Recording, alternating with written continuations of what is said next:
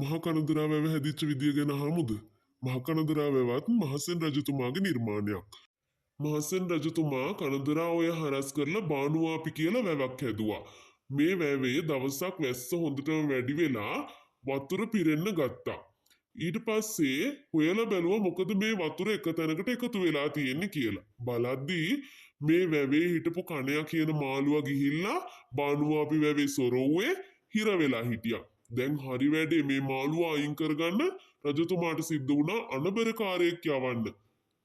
ඉතින් මේ අනබරේ යහුන යාළුවෝ දෙන්නෙක් හිටියා. ඒ යාළුවෝ දෙන්නගෙන් එක්කෙනෙක් තමා කනදරා රාල කියන්නේ.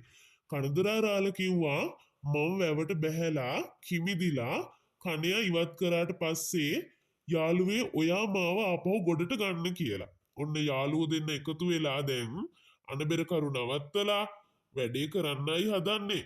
ඊට පස්සේ දැන් කට්ටියම එකතු වෙලා බලාගෙන හිටියා මේ කරන වැඩේ ගැන.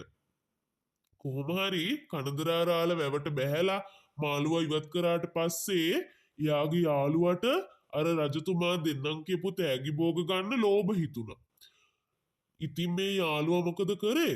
කනදරාරාලව ගොඩට ගත්තේ නෑ. අනේ කනදරාරාල අර වැව් වතුරට වැටිලා හිර වෙලා එයා එතනම මැරුණා.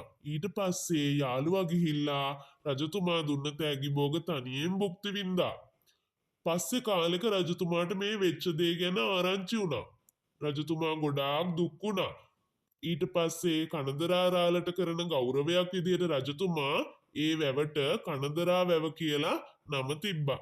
තව අලුත් කතාවකින් ආයෙත් දවසක හම්බෙමුකෝ.